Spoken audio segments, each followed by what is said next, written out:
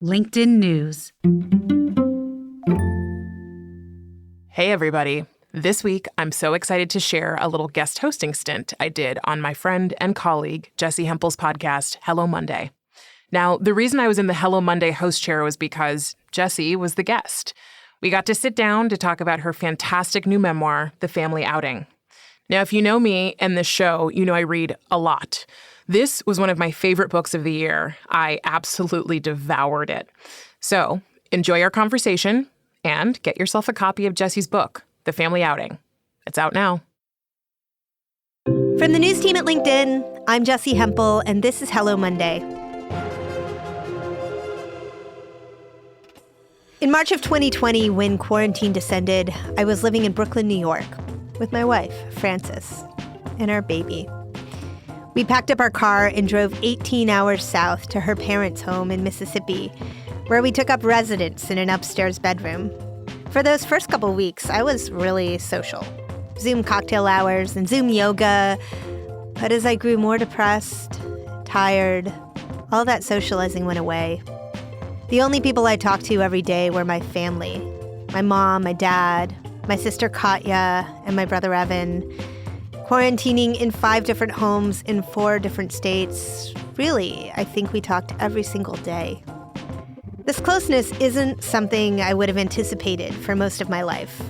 Growing up, my family was tough. Everyone struggled in all kinds of ways. Then 20 years ago, like a chain reaction that can't stop once it's begun, we all came out. I was first. I came out as gay. 3 years later, my dad did too. Then my sister announced she was bisexual. My brother told us he was transgender. And my mom, she came out as a survivor of a series of heinous crimes. In the quiet hours of the pandemic, with time to reflect, I began to wonder, what did coming out do for us? So I asked if I could interview everyone, Mom, Dad, Katya, and Evan, talk to everyone about coming out and try to tell our story. Mom was first to say yes. Dad and Evan followed. Katya took her time to think about it, about what it might be like to have her story told through my perspective for all of you. But eventually she said yes too. This week, our story finally comes out, pun entirely intended. It's called The Family Outing, and it's published by Harper One, a division of HarperCollins. And today, I'm going to flip the script for our show. I'm going to sit in the guest chair. My colleague and my friend, Leah Smart, she's the power voice behind our sister podcast, In the Arena. She's going to host the rest of this episode, and I'm so grateful. So, hey, Leah. Hey, Jessi. It's so good to be here, and I love that I get to get you on the other side of the mic, finally. It's pretty awesome, and I'm just going to say a tiny bit uncomfortable. Okay, first and foremost, I think I've seen you multiple times this week and just told you, I'm obsessed with your book. And I was like, it's getting a little creepy. But I did close the book. And when I closed the book, I think I said, wow, like 10 times. Thank you. It means so much to me, Leah. It means so much to me. Yeah, it was, and we're going to talk all about the book today. It was beautifully written. You know, it's funny, we're both sitting here and I'm holding my version and you're holding your version. Mine looks like I've owned it for 45 years and there are so many pages folded and notes, and yours is the gorgeous hardcover. I want to ask you, like, I didn't even really realize what the book was about. And then I got it, and I, of course, laughed once you told me it was about. How'd you come up with The Family Outing? I love that you think that I came up with the title.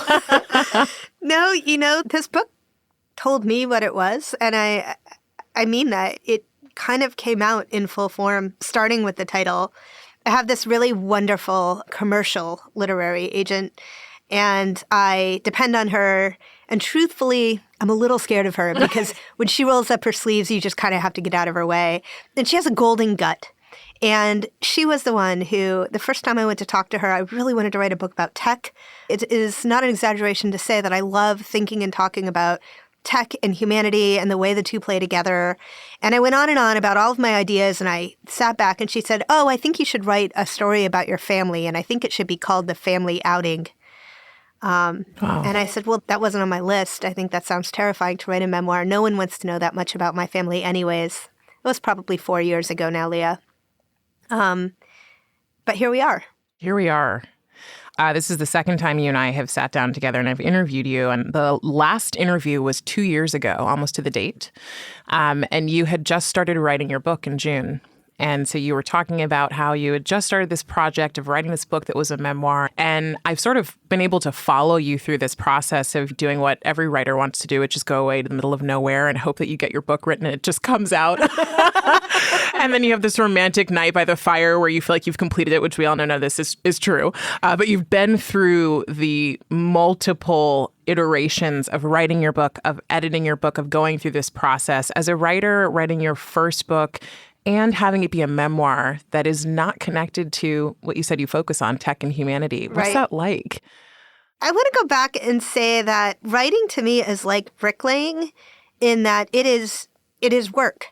And some people are talented at it, but talent alone doesn't get you anything. And no matter who you are, you can get better at it if you practice.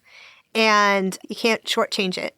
And so, this book actually starts 20 years ago when I decided I wanted to become a writer. And if you had read anything that I wrote 20 years ago, you would doubt that I would ever be capable of writing anything like this. But I practiced as a magazine writer. I practiced structure and character development and how you think about big topics and then how you convey your ideas to others. And for the writing of the book itself, there were a couple of wonderful moments. There was this one moment when my wife stayed home with our then 2-year-old and brand new baby, and I went off to the equivalent of a cabin in the woods for 5 days. Wonderfully romantic. Most of it was not like that. Most of this book happened for 2 reasons. One is I hired a coach, and I am such a believer in coaches, particularly when you yourself set the goal and know what you're looking for in your relationship with the coach. And I knew that I needed somebody else to help me set deadlines and then stay on them.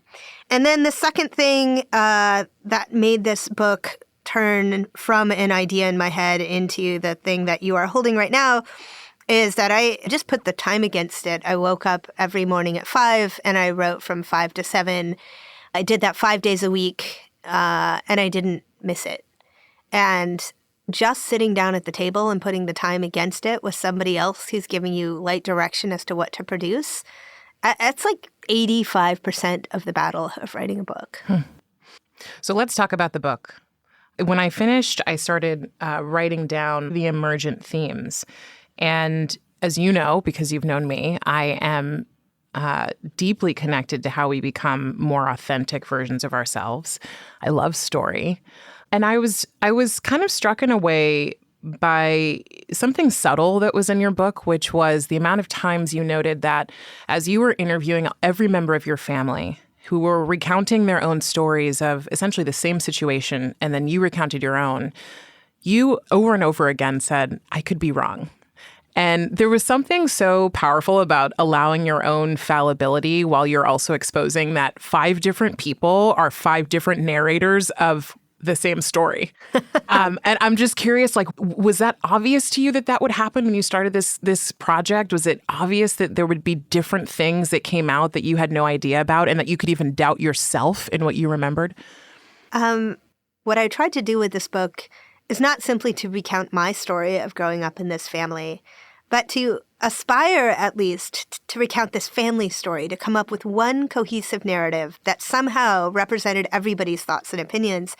And Leah, now it sounds kind of small to say this or simplistic, but I thought that was possible.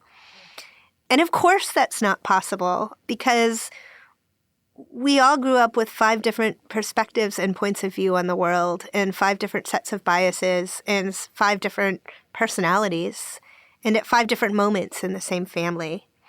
And what I set out to do, the way that I set out to accomplish this, is I spent the first 6 months or so of this process just interviewing everybody in my family, these people that I thought that I knew really well, like I would interview journalistic sources.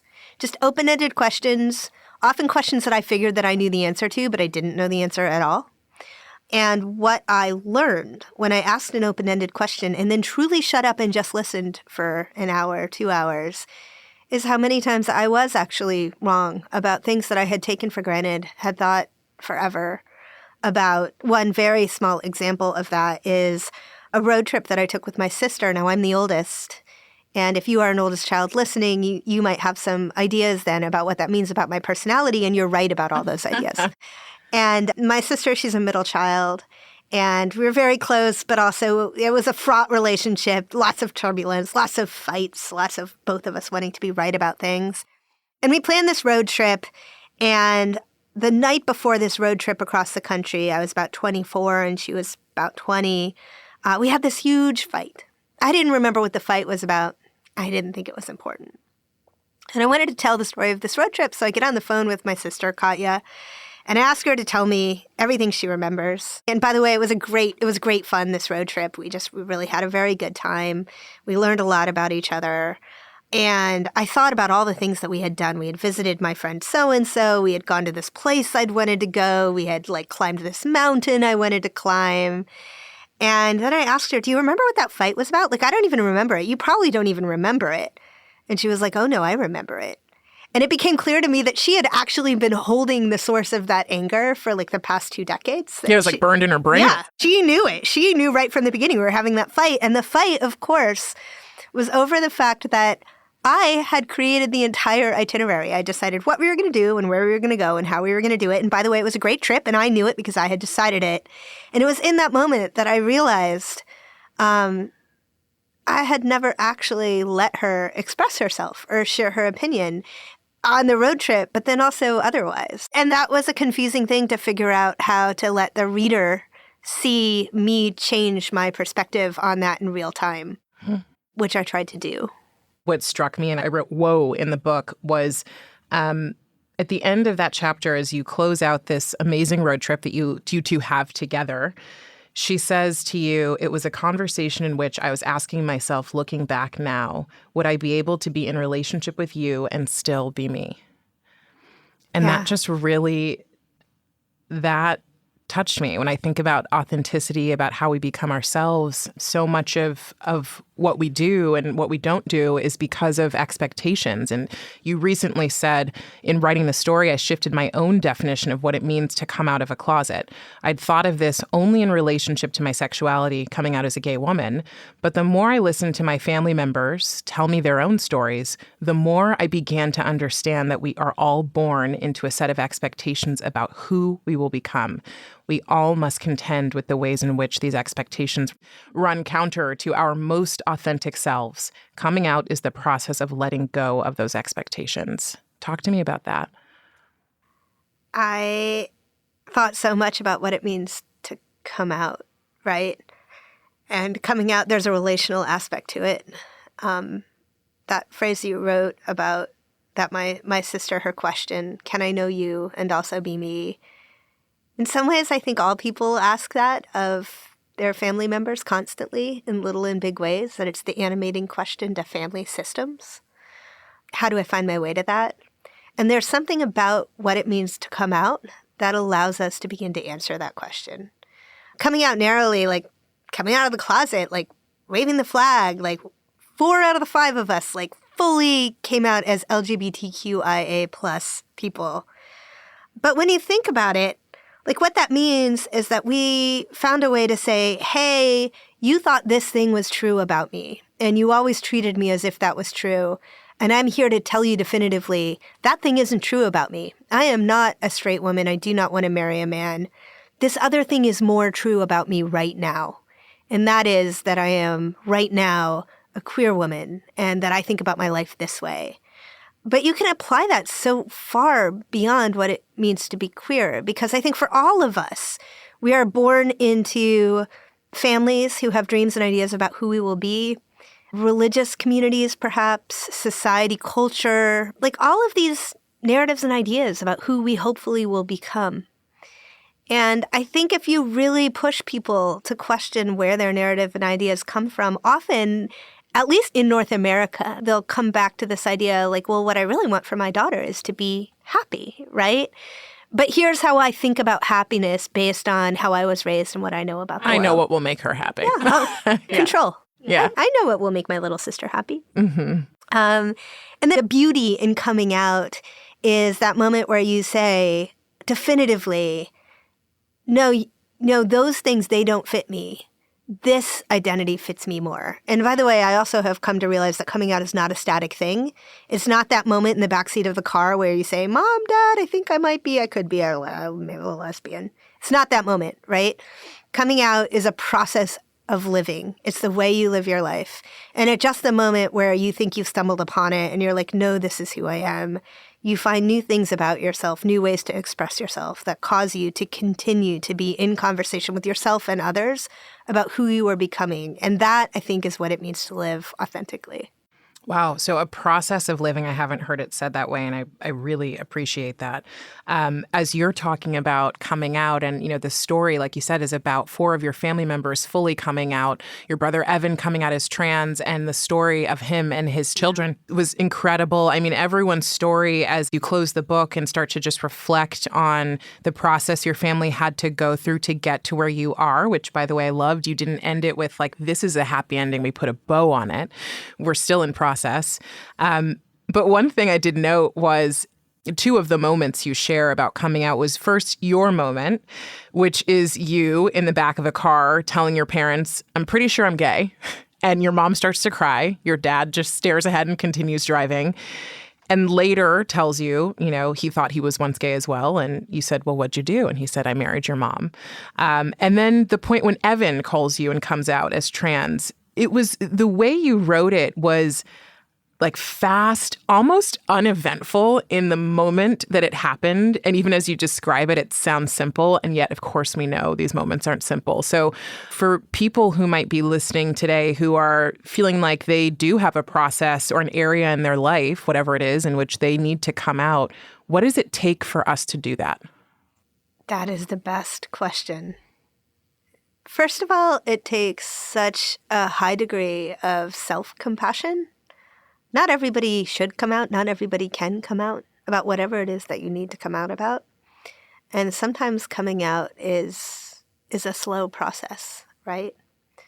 You referenced those 2 moments. One moment in which I am telling, hey guys, I think I might be gay, right? And that's sort of how it sounded in the moment. Like, it was still a bit of a whisper. Like, the process of telling was also me asking, like, what happens if I say this? But then you pair that with the moment where my brother comes out to me and I'm on the other side of the table and I'm listening. And what I remember most about that moment is that my first reaction to that, I didn't even write this as clearly in the book as I'm about to say it. My first reaction to that was, no. It was, and I didn't say it out loud this way, but it certainly did it in my head. It was to immediately minimize that, to think back over the last 6 interactions I had had with my brother, one of which, and I wrote about it in the book, one of which he was wearing a dress and had curled his hair for the holiday. And to think, oh no, I'm more right about your identity than you are.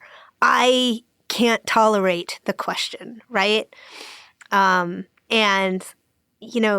you cannot talk about coming out without talking about both sides of the coin, about what it means to speak your truth and finally to feel like you are heard, and also what it means to listen to other people's truths and own how complicated it feels when their truths collide with your own truths and they feel like they're at odds with each other. It's a complicated situation, and one that we, with our closest people in particular, we live through every day. Mm-hmm. The process of telling was also the process of asking. You made me think about my own. A few years ago, I started saying, I'm coming out spiritually. And it was because I had for so long pushed that away. I didn't know how to share it with others. You and I both live in New York City where kind of anything goes. But depending on your group, some people are kind of open to it. Other people might shy away depending upon their own experience of it. And so I felt for a long time, and sometimes even now, like I'm asking, not telling, but I know. And I'll say it as a side point, I was like meditating in the audio room over here. I was like, if someone walked in, would I lose it? What would I say? Like I'm in the dark on the floor humming to my chakra meditation. But it was the first time I've done that in a while, and I really felt like I wouldn't care. But this was a process, and it continues to be a process as new people come into your life. even for someone like Evan, who's been through this transition, and Evan is met now as Evan, even though prior we knew Evan as someone else, everybody's in process as we meet new people. We're constantly sort of asking for, is it permission? Is it belonging? Is it love? Like, what is it you think we're asking? Leah, I'll answer that with a question to you. So some years ago, you started coming out as a spiritual person. What's different about the way that you talk about it right now? Somebody walks into the room, they see you on the floor. What happens for you in that moment? I'm like, oh yeah, I'm in here. I'm in here with Deepak Chopra playing in the background, taking care of business. What are you doing? It's calmer. Yeah. As you said, because this is a process of living, I'm much more comfortable in it. Right. And so it was secret for a while. It was like, should I tell this person or should I not tell this person? Like, will they get it or won't they get it? And now it's more, I am absolutely not where I want to be, right. But it's more of a, yeah, this is what I do. Well, it's funny about secrets and things that begin as secrets, and then you become more confident about sharing them. My guess is that you still have that moment when somebody walks into the room before you just own what's going on. And it might even be a micro moment, but you still have that moment where you blush, where you think, oh, hey. It's happened. Oh, okay, right? And I think that it's that way about coming out. I mean, I have been out of the closet now. I like to call myself the boring gay in the family. You know, I'm cisgender. I'm a gay woman that has been fairly uncomplicated for me. I'm very happily partnered. I live in a place where I feel like I'm accepted by my community. And still there are audiences of people or contexts in which I'm just a bit shy about leading with that still, right? Shy is different than not accepting yourself. Completely. Yeah. Completely. I would agree. I'd say there would be a micro moment, and I would be shy, and I may have a moment of like, oh gosh, I hope they still accept me. But at this point, a few years out, I'm like, if they don't, yeah, we'll be okay. I'm not changed by it. Yeah. We're going to take a quick break. When we come back, more with your Hello Monday host, Jessi Hempel.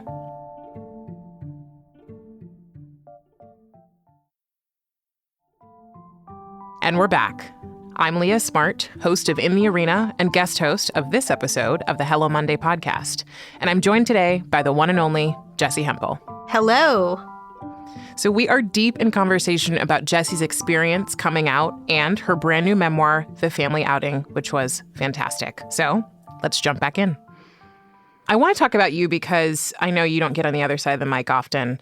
And specifically, there is this really beautiful moment towards the end of the book where you talk about Frances and meeting Frances. And you had this moment with Frances where you had essentially decided that for any number of reasons, it was time for you to break up. And you explained to her why it had to happen. And you know I'm obsessed with the Enneagram, and I knew Frances was a 9 as soon as you said this. But you said, for all these reasons, and you can explain them in a second, it's time for us to be done. And she looks at you and she says, you go like this. This is me doing like a big wave. And she's like, I go like this. And it's sort of like a slow climbing, like a slow grade. And she said, if you stick with me, you're going to have something interesting happen, I think was the essence of it. Talk to me about you and talk to me about Frances. That was such a powerful moment in the book. And I don't even know if you realized it, but it was a really beautiful way to think about partnership, relationship, and how we support and understand each other when we're different. Relationships and partnerships are so mysterious, Leah, and why they work and why they don't work is sort of life's work. But often a lot of what we learn about what love feels like and what it's supposed to feel like is what is modeled for us in our youngest years. And if you grew up as I did, in a family where adults were working really hard to keep secrets, my dad about his sexuality, my mother about some crimes to which she had been adjacent witness in her youth. The product of that in my family was that my parents, by the time I was an adolescent, they were very distant from each other. They were both very, very unhappy, and their unhappiness felt contagious. And to be a kid in that family, you didn't even know what was wrong, but you knew something was wrong. And my mom was very, very hot and cold. She would go through depressive episodes. And then she would turn up and be very angry about something, but her anger would be displaced and it would come out toward us. And it was a lot of that line you drew that goes up and down and up and down and up and down. And it didn't feel great or bad. It just felt like, I guess that's what love feels like. And so I came out of the closet, but I still continued to look for that feeling when I partnered. And I had lots of girlfriends. Leah, I had lots of great girlfriends. Like, I look back at the people that I dated, and they are lovely, lovely people. Many of them I get to still know and have in my life. But they were often at the moment in their lives where they were in similar turbulent places. And they were never great relationships. I was like a queen of the 3-month crash and burn. And I didn't know why they weren't working. I just got to a point in my mid-30s where I thought, well, look, I have a bigger life than my romantic relationships, and I'm really happy with that life. And I am just going to resign myself to the fact that I don't seem to be getting this one. So then I meet Frances and we're set up, and I go out with her. And Leah, my wife, she's so awesome. And I was not the popular kid in high school, which is a surprise to absolutely no one. I was the opposite of that. And I was my family always says don't peak in high school. So well, it's a good sign you peaked now. I own that. And I was not hugely socially accepted by my peers as a closeted gay girl who didn't know what the heck was going on. So I meet Frances, and Frances is easy in her skin and easy in her body. We're set up on a first date. We go to the Modern Museum of Art, and she's super pretty. And I see her, and I'm like, well, this is not going to work. We're not the same kind of people, but it'll be fun to spend the afternoon with her. And we do. Have a wonderful first date. And lo and behold, she wants to continue to hang out. And I'm like, sure. And we continue to hang out. And I am continually bowled over by her. She is the most compassionate person I have met. But I still think, like, it is mysterious to me that somebody like this would want to spend all this time with me. But this does not feel like what relationships feel like to me, so I must not be in love with her. I don't have moments of, like, panic that I will lose her. I just kind of trust that she'll be there. I don't have moments of, like, extreme infatuation. I just consistently like her. And maybe 4 or 5 months in, I decide, well, this must mean that we're not in love. What else could it mean? It must mean we're not in love. But I happen to believe that Frances is the most amazing person. And so the kindest thing I can do is just break up with her right away so that she can go out and find love, because that lady deserves to find love because she is amazing. And that is where I was in the moment that I basically found the courage to break up with her in my mind to set her free so that she could find somebody who did a better job at loving her than I was doing. And that was when she set me straight and said, oh, no, you're just pattern matching to totally the wrong pattern.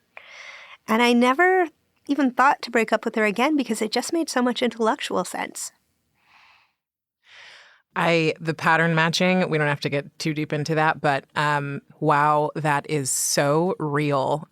You had a childhood where it was going up and down, up and down, up and down. And so I often find for a lot of us, we draw in relationships, at work, I mean, in all of areas of our life, we draw in situations that then reflect the patterns we had. And we look at those patterns and we go, this is comfort. This is home. Yes. And then we see something different or feel something different and go, this is wrong. But in reality, if we step back, we go, no, that is the thing, the pattern that will keep me in this painful experience. This is the opportunity to make the shift. And I think oftentimes when you're somebody who has the experience of pattern matching, when we are matching to patterns that are unhealthy, it's hard for us to envision that somebody who is quote unquote healthy, I want to use a healthy and unhealthy as loosely. Yeah. When we are thinking about drawing in someone that's quote unquote healthy, we almost believe that we don't deserve it in some way, somewhere in ourselves. And so I'm wondering, like, did you ever find out, what did Frances see? I mean, I know you're amazing, but what did Frances see in you that in that moment you didn't see in yourself? I mean, I think that Frances recognized that she was having fun in our relationship too. And I think we did a great job of listening to each other. But maybe, now I can say this more certainly, I think it is also true that Frances grew up in a very consistent family where that was perhaps something that she was used to and comfortable seeing. And she had her own issues in her own family. Her family wasn't perfect, but her patterns were different than mine. And I think perhaps modeled in a more sustainable way for a lot of her childhood. And I want to add something to that, Leah, which is if you are lucky enough to name the patterns that aren't serving you, which in and of itself may take a lot of your life. And then if you are then lucky enough to figure out how to make another choice, that's not a choice you make once. And it has always felt really clear to me that being in relationship with Francis is a wonderful thing. But it's not easy still, because still I am set to look for the conflict. Mm-hmm. And so we have very different love languages. And it took us years and therapy, and I'm such a proponent of therapy. Oh, me too. To figure out that often when I was feeling disconnected and unloved, what I was looking for is just to have a big fight so that I could have the moment of intensity so that I could feel a thing I was familiar with. Yeah. Whereas when Francis lives in our relationship and in our lives, she doesn't need those moments of intense intensity. Jarring emotions. No, she, when we're gardening together side by side, which never happens because I'm not very good at doing anything as quiet and meditative as gardening. You're like when I'm standing there waiting for her to be done. That is what it means for her to feel at home in our relationship. Wow. And that's modeling something that's really powerful for you. So in many ways, she is, I'm sure, a teacher for you, and I'm sure you for her. I mean, all of our best relationships work that way. That's right. And then hopefully us for our children. That's right. I'm curious, as you think about stories, I noticed 2 points that stuck out to me that were the places where people in your family wanted the stories to be different than they were. And so when you think about writing out your own story or discovering your own story, the process of coming out, it's not linear. And you start, and then you go, am I doing the right thing? And then you go a little further, and then maybe go even further, and then you go snap all the way back. And the 2 moments in the book, one which made me laugh out loud was every year, Lucky the dog, your family dog, wrote a Christmas letter. And they were written by your dad. And they talked about what was happening and what the family was doing. And the year for your family, when over time things were happening, but the year that kind of all hell broke loose, Lucky is still trying to cleverly say that the family is doing pretty good, just thinking about living life in different ways. There's some big changes and it's been an eventful year. And the second one was when your dad finally does come out and your parents are living in the same house and your dad is dating someone named Steve, and he has a photo of Steve in the room that he's staying in. Your mom goes in, sees the photo, is like, when the heck does he go on hikes? Cuts out a picture of herself and puts her face over his boyfriend's photo in that moment. And then she kind of turned it into a joke. She's like, you can't take a joke. What do you think happens in this process of trying to get ourselves to where we want to go, where we can really understand and own our stories? And how do we keep ourselves going in those moments where we're like, I just want it to go back to the quote unquote normalcy that I had before? Yeah. I think when big change is afoot and you're going to have a full-on identity shift, even if the outcome of that is freedom, even if it's amazing for you, the process of that means letting go of the identity to which you have hung on for a good long time. And that is so challenging to do. And so I look at that letter that the dog sent every year. Jessi is having great fun playing her French horn, and Katya's riding horses, and Evan started ballet this year, right? And so then you get this year where my dad gets caught in a web of infidelity, and my parents are totally melt down, and my mother has a depression crisis, and my brother gets left at camp over the summer, and everybody starts therapy, and my parents are having this artificially constructed vacations to try to rediscover their connection. And Lucky's just like, it's a big year here. And what that really is my parents saying, okay, everything is totally different, but nothing has to be different. And that's what we really want at first when we're in the process of coming out. Yeah, it took them a long time to even decide they're getting divorced or moving out, right? I mean, I thought it took them forever. In retrospect, though, is 3 years a long time? I wrote that down. You said, I don't know. In the moment, it felt interminable. Mm-hmm. It felt like I couldn't imagine a different future. Mm-hmm. But that is also a thing about change. When my father needed to decide what to do about his marriage, and it was his 50th birthday, all hell had just broken loose. He had been caught by my sister having an affair, caught sort of his computer messages came out. My mom had just discovered this. Everything he thought about when he thought about his life was suddenly in question, and he drove to visit his sister, who was 6 years older. And his sister sat with him on the back porch and said to him, "You're going to be sitting on this back porch in 20 years, retired, hopefully, like living out your glory days. When you're sitting on this porch, just think about who's sitting next to you. Is it a man or is it a woman? And use that to guide your actions now." Mm-hmm. And I thought that was actually a really helpful tool. It's helpful for anybody. Like, okay, in this moment when everything is changing, sometimes that change happens, often coming out, whether it's coming out around your sexuality or coming out in your case as a spiritual person. Often like the pain and confusion of what that might mean in the moment clouds our ability to actually act in a like thoughtful way. But if you jump forward to the vision you have for your life, it gets simpler. That was the moment that I felt the gravity of the choice to live your life as yourself. And it's something that a lot of motivational speakers do. They say, when you're in your rocking chair, when you're at the end of your life, what is it that you refuse to not have done in your life? When we think about coming out in whatever way, do you think everybody has a desire to do something big that they're not doing or to make a huge change that would alter the course of their life forever? Or is this a little bit of grandeur and most people are feeling pretty good about what's going on? I mean, I can't speak for most people. I think there's only two of us in here. I mean, yeah, you and me. But, the beauty of the book is that I only try to speak very specifically about these people that I know mm-hmm. and that are closest to me. And I discover similarities in their experience. But one thing that is true for everybody in the book, myself included, is that often when you're thinking about coming out and what it means to live in the closet, the most work that you will ever need to do is coming out to yourself. But mostly when we're living in the closet, we don't know. We don't know what could be better in our lives. Before, Leah, you tripped into your journey as a spiritual person. Did you know that you were missing it? No, but I knew something was wrong. Mm-hmm. Yeah. I think a lot of people feel like that. Mm-hmm.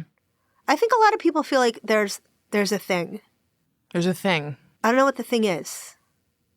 Yeah. Or maybe I know a little bit about what the thing is. Or maybe I think I know, but I could be wrong about the thing. Mm-hmm. But you know what? I'm 60% happy, and 60% happy feels pretty good most of the time. Like, what is my motivation for chasing the thing? Mm-hmm. I think that's a pretty common experience. Interestingly, and I don't know how this relates back to your story, but in my experience, you and I both had grandfathers who were preachers. Mm-hmm. My grandfather was a Methodist minister. My grandmother is still alive, and she's Christian, and I grew up in a Christian household, and so I sort of did what a lot of probably millennial kids did, and a lot of kids do in general. You start in that world, and then you stray. You start asking questions. You maybe push it away, and so the thing I ended up coming back to is the place where I started, and that made it even harder to really accept that I was coming back to it in some ways. It was like there's something wrong, but I can't pin it. And then once I came back to it, what I recognized was that it could still be in my life, but I had to redefine it. And for me, that was the process of coming out, was the decision to say, where I started is not far off from where I ended up, but it's got my stamp and my signature on it instead of my parents, my family's. I love that.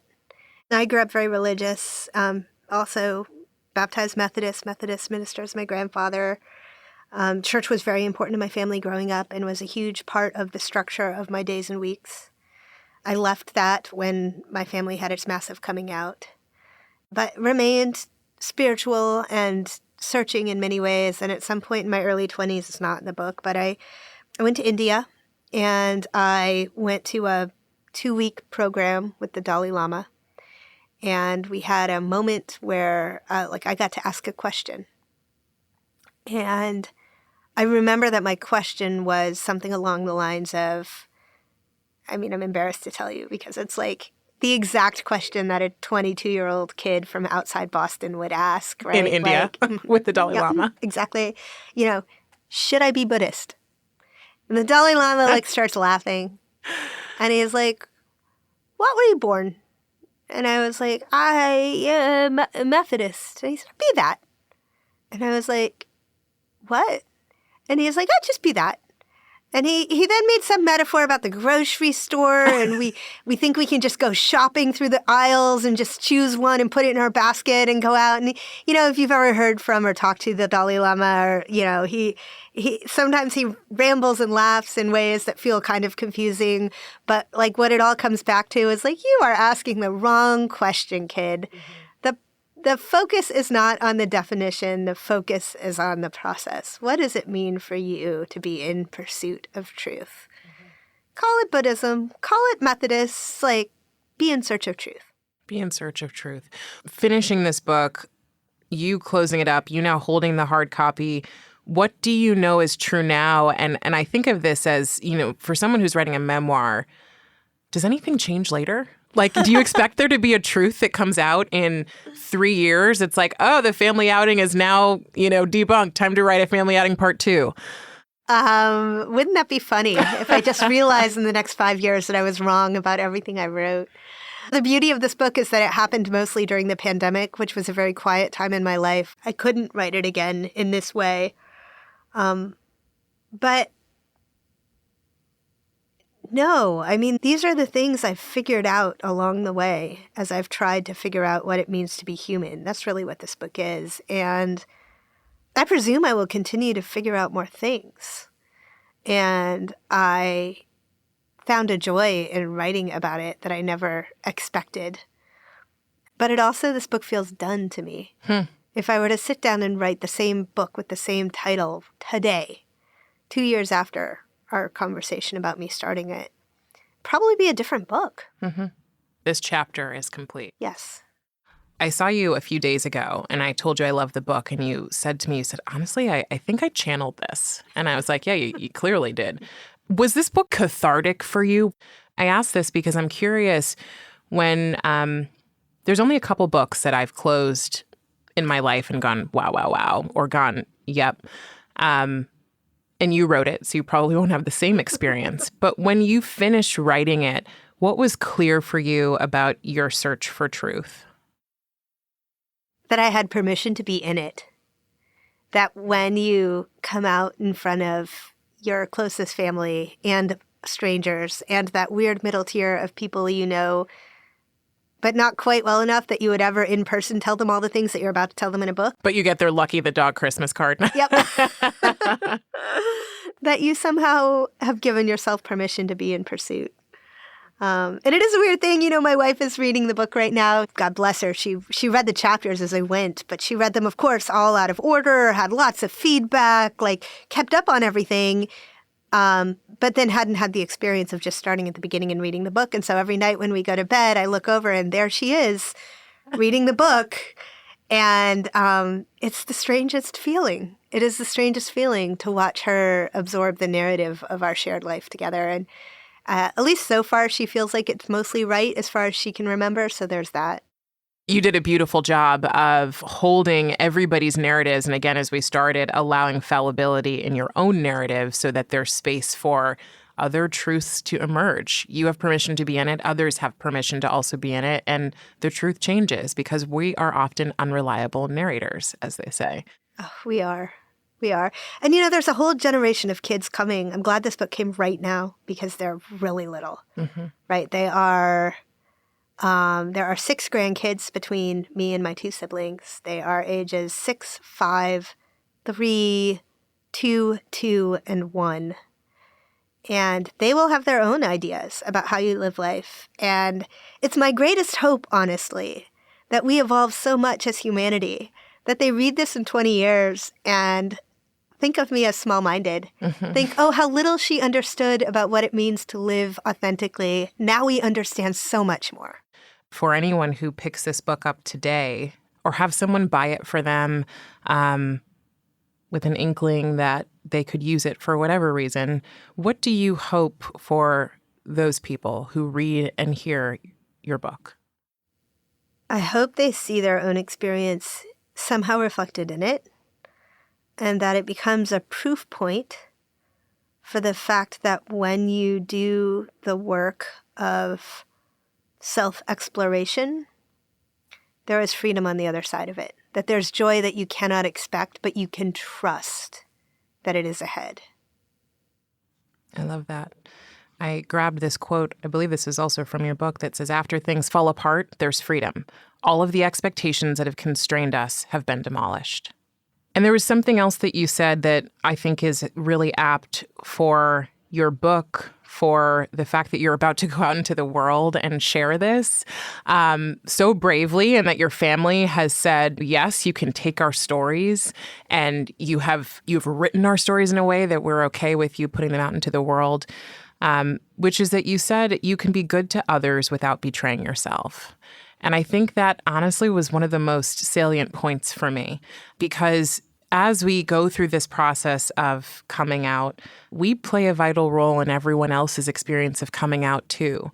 And what you shared earlier about being in process and asking the questions is that we can't give what we don't have. And so if we haven't accepted parts of who we are, we have all had this experience, we are really hard on people who haven't accepted parts of who they are too.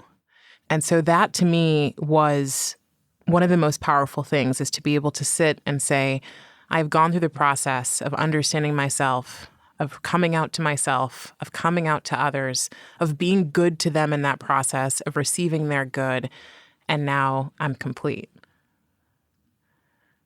That's the hope right there. You say it better than I did. Tomato, tomato, Jessi. But that, Leah, and that is why I wanted to have this conversation with you about this book, because I think is so front and center in your work. This idea that to heal the world, we have to heal ourselves.